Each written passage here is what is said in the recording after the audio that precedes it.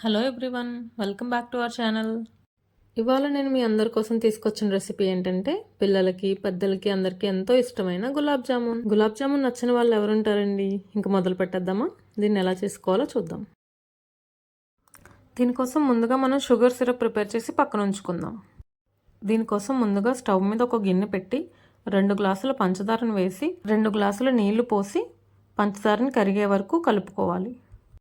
దీన్ని లో ఫ్లేమ్లో లేత తీగ పాకం వచ్చే వరకు మరగబెట్టుకొని స్టవ్ ఆపేసి పక్కన ఉంచుకోవాలి. పంచదార కరుగుతుండగానే మనం గులాబ్ జామున్ కోసం పిండిని ఎలా ప్రిపేర్ చేసుకోవాలో చూసేద్దాం.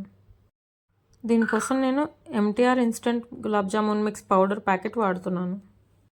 ఈ పిండిలో తగినన్ని నీళ్లు కలుపుకొని మృదువుగా ఒత్తుకోవాలి. ఈ పిండిని ఒక అరగంట సేపు రెస్ట్ ఇచ్చి తర్వాత చిన్న చిన్న ఉండలుగా చేసుకోవాలి. ఇప్పుడు కడాయిలో నూనె వేసి బాగా వేడి చేసుకోవాలి. ఆ నూనె బాగా వేడయ్యాక ఈ చిన్న చిన్న బాల్స్ అన్నీ ఒక్కొక్కటిగా వేసుకోవాలి. మంటని లో ఫ్లేమ్లో మాత్రమే ఉంచి ఈ బాల్స్ అన్నీ గోల్డెన్ బ్రౌన్ కలర్ వచ్చే వరకు బాగా వేపించుకోవాలి.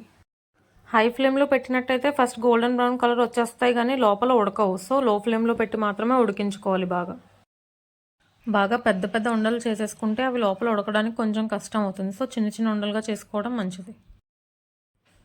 ఇవి గోల్డెన్ బ్రౌన్ కలర్ రాగానే వాటిని నూనెలో నుంచి తీసి వేడివేడి పాకంలో వేసేయాలి. పాకంలో వేసాక కూడా అవి పాకం పీల్చుకొని కొద్దిగా సైజు పెరుగుతాయి.